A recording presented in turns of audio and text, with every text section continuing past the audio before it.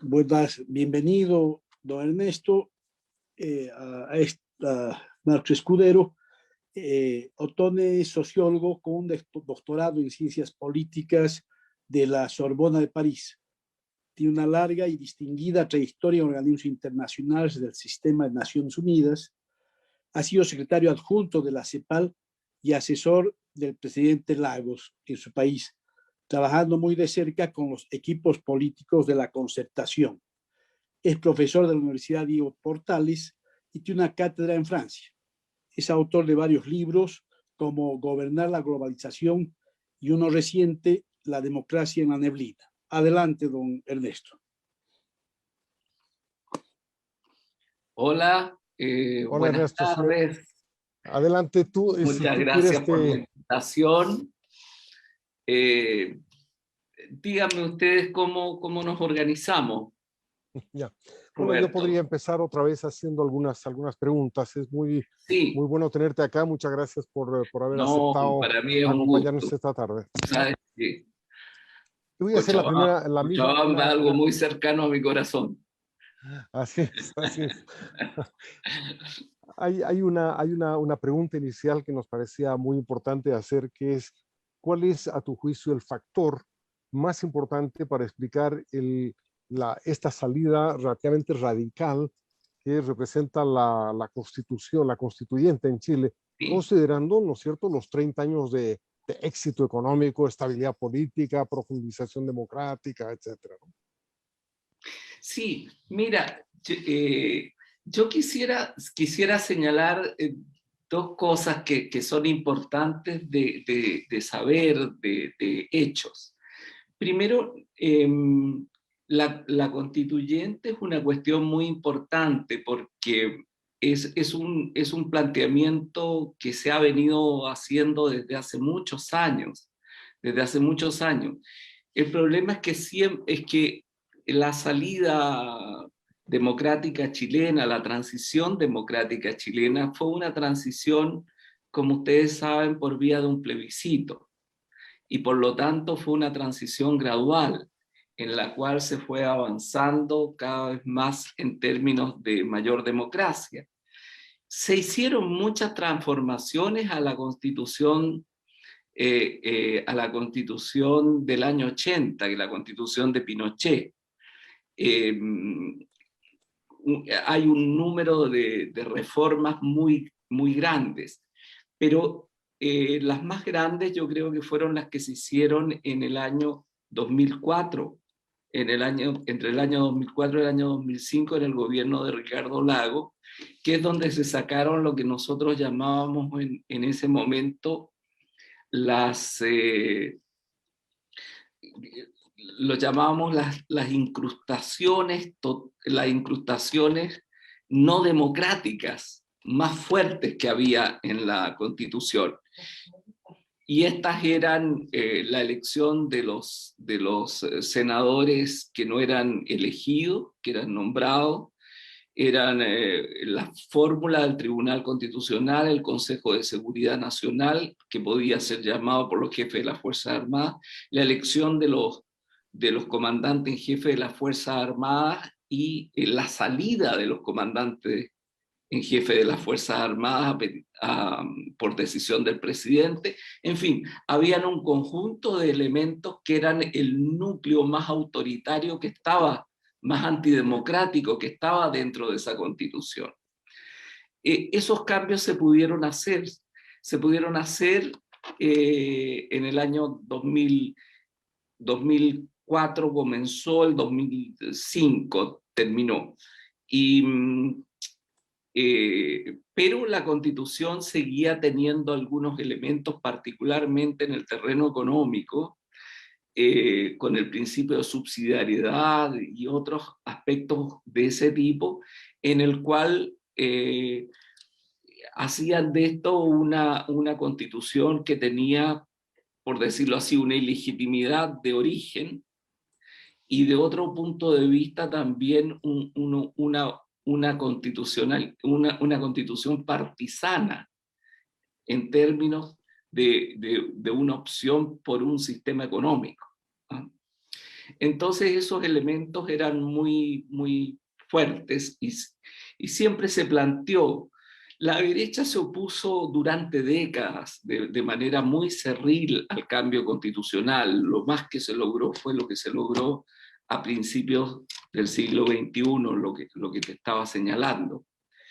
Pero siempre quedó como un tema pendiente en la democracia chilena.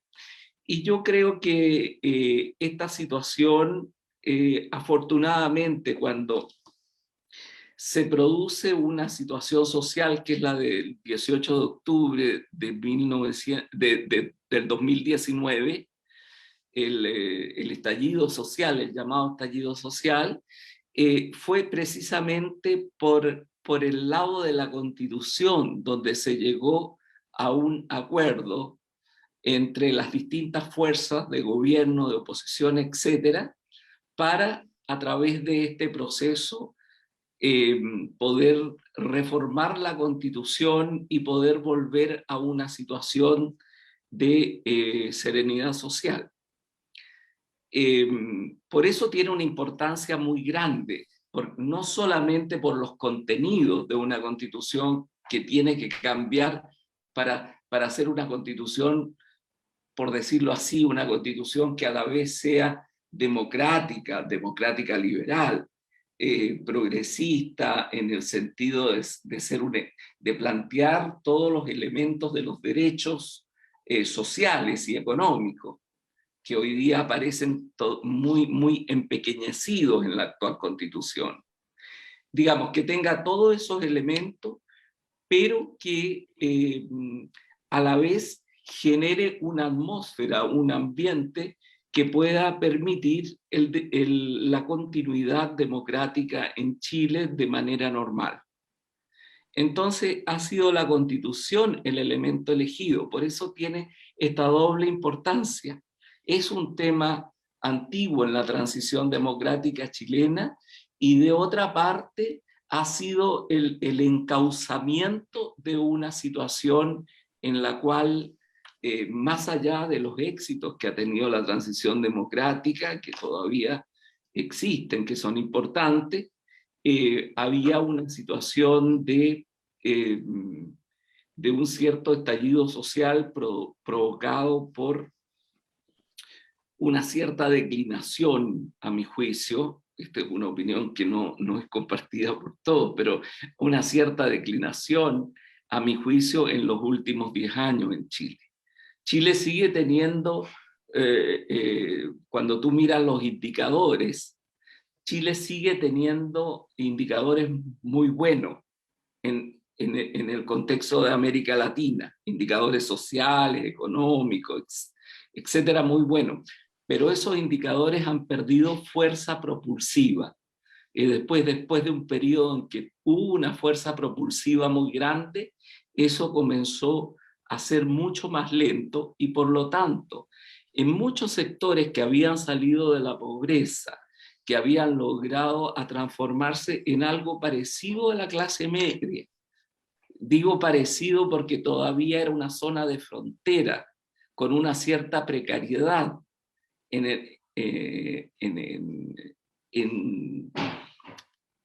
la mantención de las adquisiciones que habían tenido.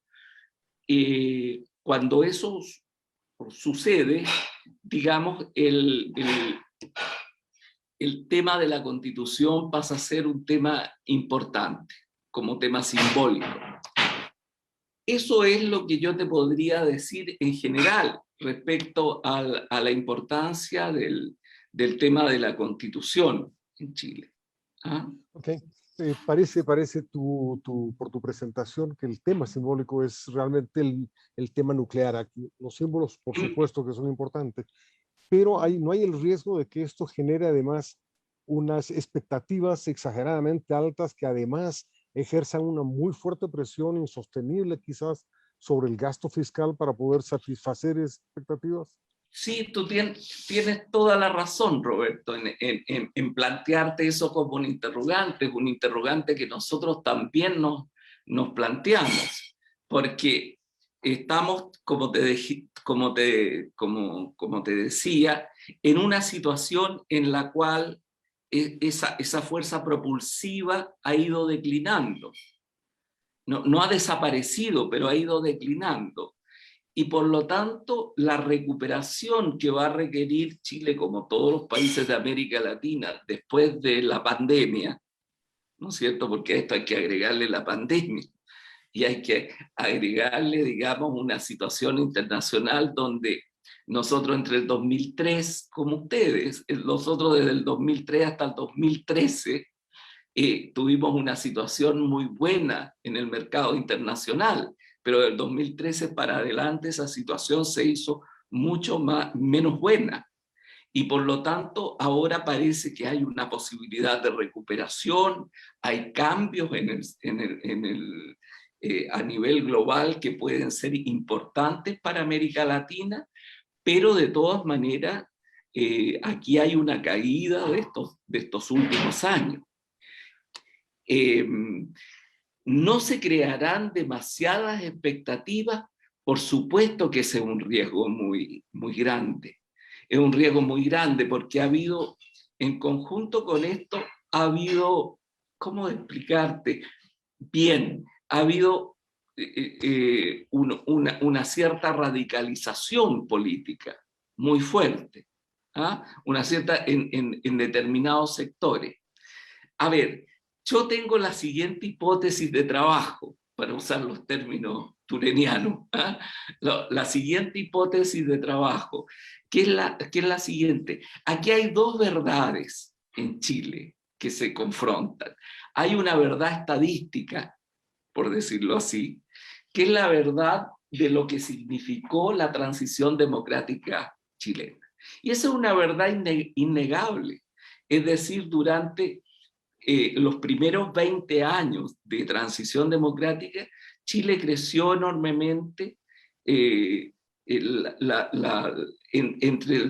el año, fíjate, aquí me refiero a un término de 30 años, entre el año 1990 y el año 2018, la pobreza bajó de 39% a 8,5%. Y la pobreza extrema bajó de 13,2% a 2%. Yo creo que ahora las cifras son un poquito peores en este momento, pero en lo grueso eso no ha cambiado.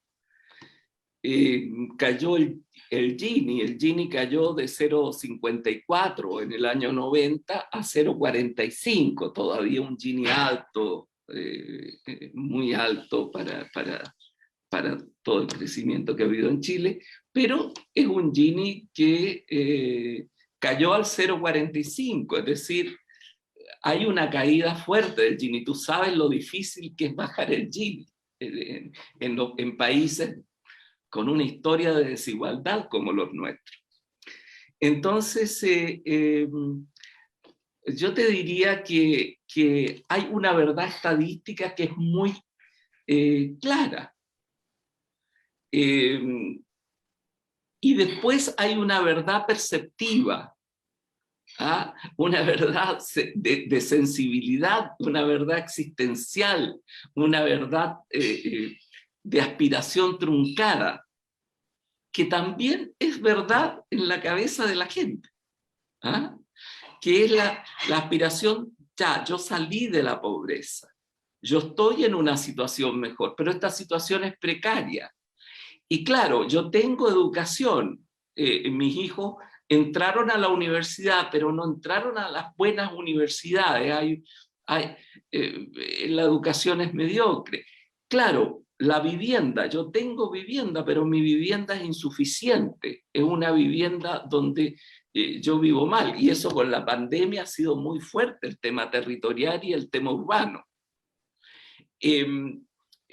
Tú dices, sí, pero mis ingresos son bajos, y el sistema de pensiones, que eso es un mito de que antes el sistema de pensión era bueno y ahora es malo. Antes era malo, y ahora sigue siendo malo.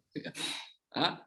El sistema de pensiones antes era un sistema corporativo que era muy malo. O sea, si tú estabas en un tipo de trabajo que te permitía tener mucha fuerza sindical, el tema de pensiones se mantenía con la inflación. Eran tiempos en que la inflación era muy alta. La inflación en Chile era en 1990 de 22%, hoy día es de 2%. Pero sin embargo el sistema privado de pensiones ha sido muy útil para el mercado de capitales, pero no ha sido igualmente útil para tener un nivel de reemplazo en los salarios en el momento de la pensión. Entonces, hay también una situación de un cierto malestar. Si tú le sumas a esto un problema donde determinadas instituciones, todo el tema de la crisis de la representatividad política que existe en las democracias en el mundo entero, ¿no es cierto? Esto no es un problema de Chile o de Argentina. En todo el mundo existe este problema de la representatividad política. La idea entonces de la separación de la política como una cosa a la cual se le tiene desconfianza. Si tú tienes también que las instituciones morales, por ejemplo la Iglesia Católica, pierde toda posibilidad de mediación o de influencia en la sociedad chilena por los temas de pedofilia, etc. Han habido problemas de corrupción pública y de corrupción en el ejército, y de corrupción privado, es decir, las colusiones a nivel de las empresas. Entonces, viene toda una situación donde se mezcla esta especie, como te dijera yo, esta suerte de tierra prometida que no termina de llegar y que es frágil, y de otra parte una desconfianza de quienes tienen el poder, de quienes tienen el poder. Y entonces en esa situación tú tienes una centroizquierda que fue la que dirigió la primera parte de la transición democrática, que no defiende su obra, que no defiende lo que realizó, sino que se siente atraído por las campanas del populismo. En este caso del populismo de izquierda. Y entonces, en vez de mirar a su jardín, mira ese jardín. En vez de tener una amistad cívica con sus aliados, la Democracia Cristiana o el PPD, etc., el Partido Socialista comienza a mirar al Frente Amplio, que es la versión como del Podemos, y a un partido comunista que tiene poco que ver con el viejo Partido Comunista chileno. Es un partido mucho más hacia la izquierda y rupturista. Entonces tú tienes una situación en la cual se juntan un conjunto de factores, más esta derecha que no logra entender lo que pasa, y se producen estas situaciones en la cual para la elección de la convención de los constituyentes, la izquierda radical tiene una enorme votación. Sin embargo, esa izquierda radical, cuando tú la miras más de cerca, empieza también a no tener una constitución muy fuerte. Y entonces ahí tú te das cuenta que hay muchos elementos en los cuales no es una concepción global de un populismo de izquierda. Es decir, por decirte lo así, la Clau y la Chantal Mouffe tienen una influencia muy fuerte en un sector, pero no en todos los sectores. Y por lo tanto existen condiciones como para que pueda generarse un cambio constitucional que no signifique una situación como la que tú señalas, que es real. Es decir, una situación en la cual en Chile haya desconfianza hacia la inversión, en la cual la economía no crezca o decaiga, y haya una demanda exorbitante que pide un gasto fiscal que te lleva nuevamente al endeudamiento y a toda esta situación crónica que existió en años anteriores a que Chile pudiera ser un país que avanzara. Ernesto, tú escribiste un libro que se llama Gestionando la Globalización. Sí. ¿No? Y en este momento uno piensa que parte del éxito de Chile fue justamente la manera en que se insertó en el proceso de globalización, tanto en términos culturales como en términos económicos, etcétera. El impacto, tú mismo lo has mencionado hace un rato, de la caída de las materias primas y de la contracción del mercado mundial ha afectado también Chile.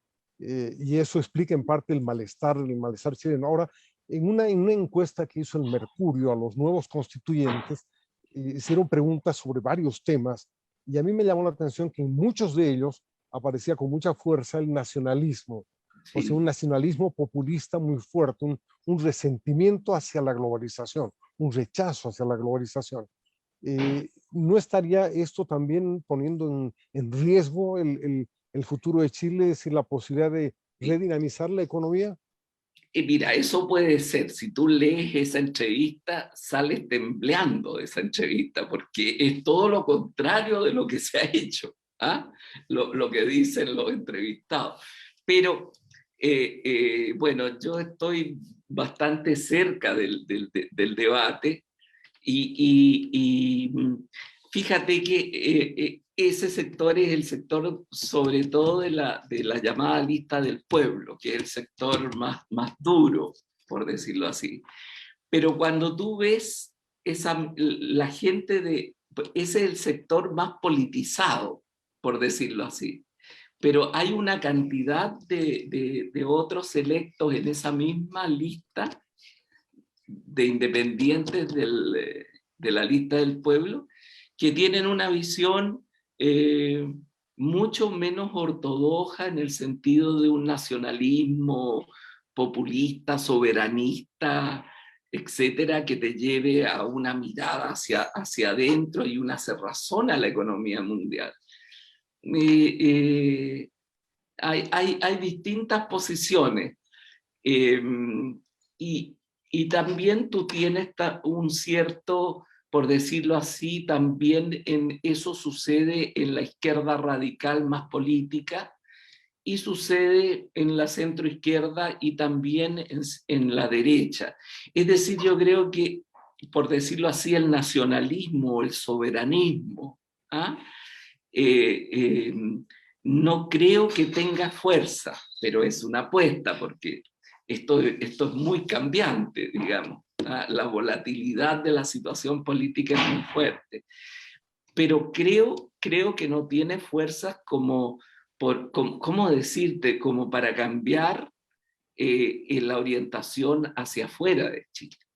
Chile no puede tener una orientación hacia adentro porque es un país relativamente pequeño, es un país con 19 millones de habitantes, es un país con un mercado pequeño y es un país que tiene que desarrollar un conjunto de cambios en la economía para ponerse al día. Ahora, la suerte ha sido que en el terreno del cobre, en el terreno del cobre, lo del cobre ha andado bastante bien porque el cobre está muy conectado con la economía digital. Yo te digo, hace 20 años yo pensaba que la tarea principal era repensar cuál va a ser la fuerza que reemplace al cobre. Hoy día el cobre parece ser un elemento que está ligado también a la economía digital. Pero tú tienes que diversificar la producción, tiene que haber un cambio en la productividad, etc. Una mirada hacia adentro, una especie de nacionalismo en este sentido, sería fatal para Chile. Yo estoy de acuerdo contigo.